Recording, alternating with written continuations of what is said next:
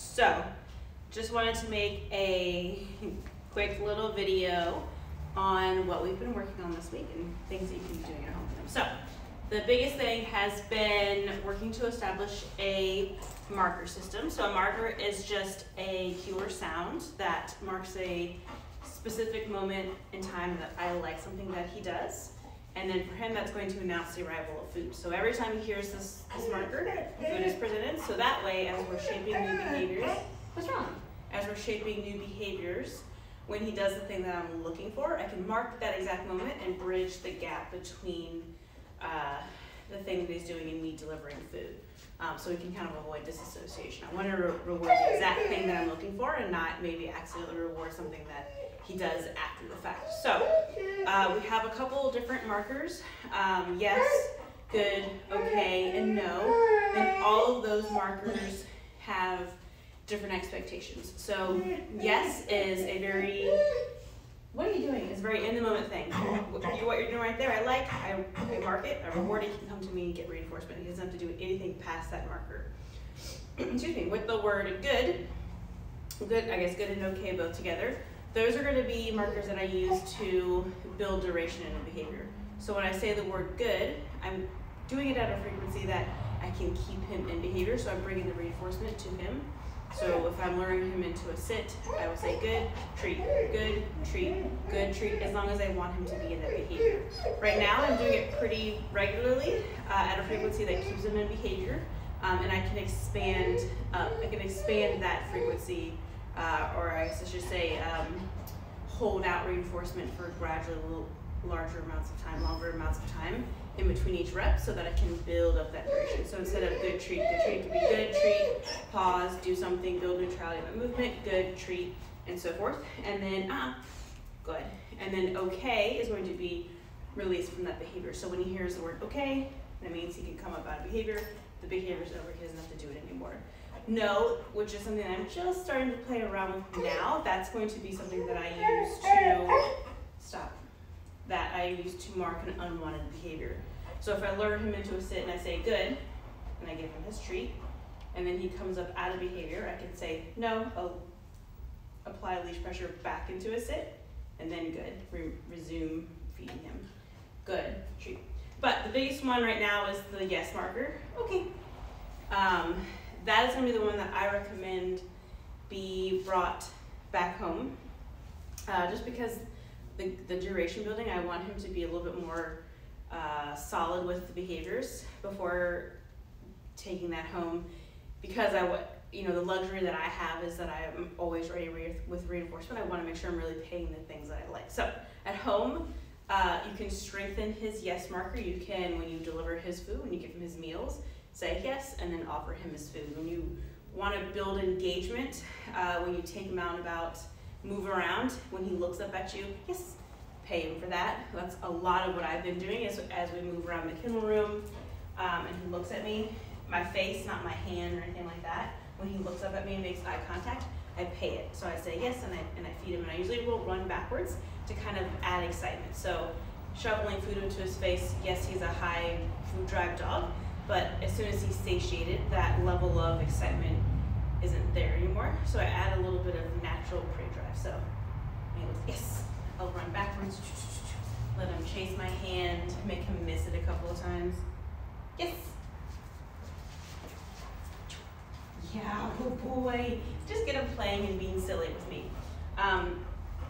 Segueing into my next thing, mostly because of his age and his breed, genetics, he's a very distracted dog. He's very motivated elsewhere in his environment. So everything that's going on around him is something that he wants to investigate. So again, genetics, labs are known to be silly gooses.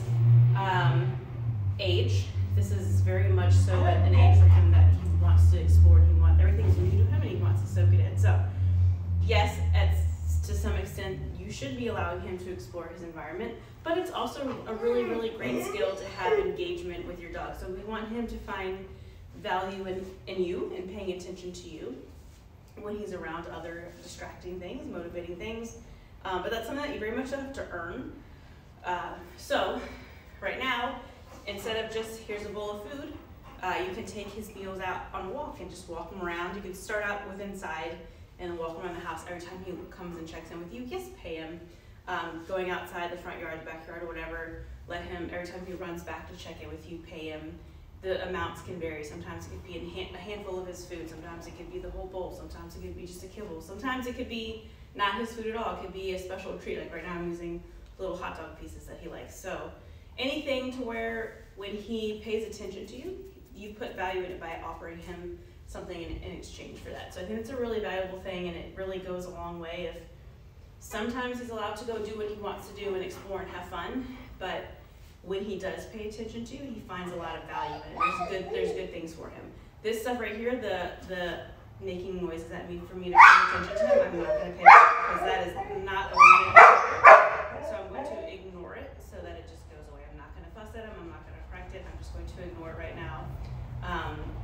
If it persists, then that will be something that I do correct. But I think right now, it's just something that he's trying to find value in, and I don't want him to find value in it. I think it's a very innocent behavior. It's not anything out of my butt that is too much of a nuisance just yet.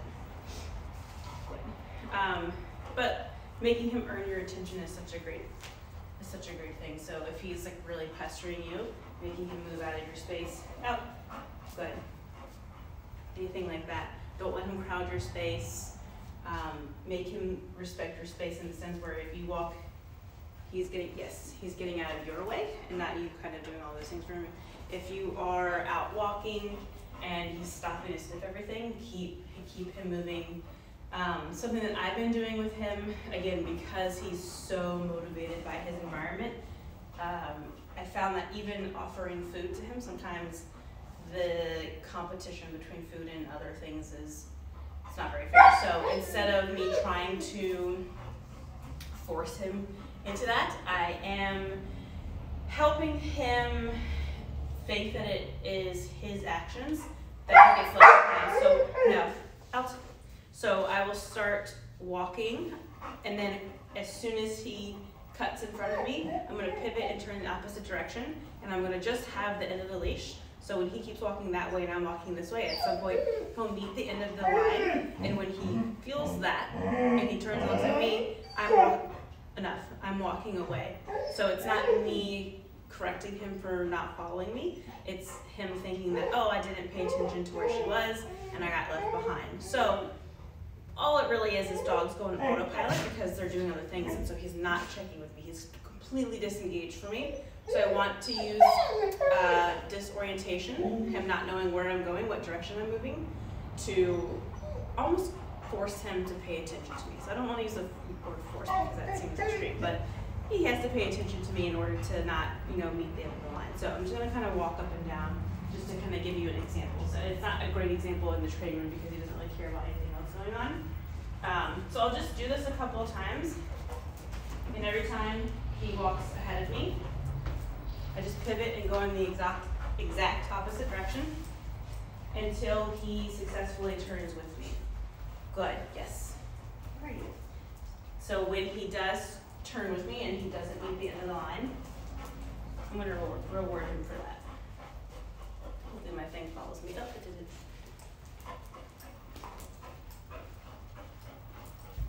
But if he is pushy and rude and right now he's touching my hand, I'm going to completely ignore that. I don't want that to be a rewarded behavior. So even if he's turning with you and he starts booping your hand, hey, feed me, I don't want him to do that. That's really rude and annoying. So it's him saying, hey, I want food. So I want him to be rewarded. Yes, there we go. I want to show him what exactly I'm looking for by isolating it. So I'm not going to pay you for being pestering. Yes, good. But I will pay you for just walking nicely to me. And, okay, when we're out walking, I don't expect him to stare up at me the entire time. I don't want that. Unless you're doing competition healing, that's just not a thing that for most people is a necessary skill set. But I do like when dogs are walking, they're like, hey owner, or hey person, they check in. That's such a great thing to have with your dog. But we also don't want to reward obsession, bullying, he's being a bully right now. He's like, feed me, I know that you have food, I want it right now, you're not paying attention to me, you're talking to to him, I'm just talking to nobody because I'm just talking to my phone. So he's trying to get my attention, and I'm gonna ignore that or make him move away from me. I don't want him to find value in doing that at all.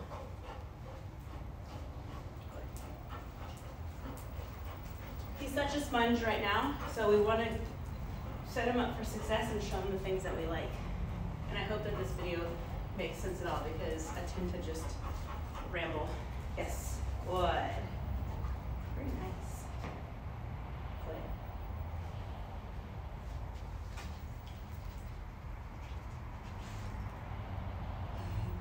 Yes, good boy.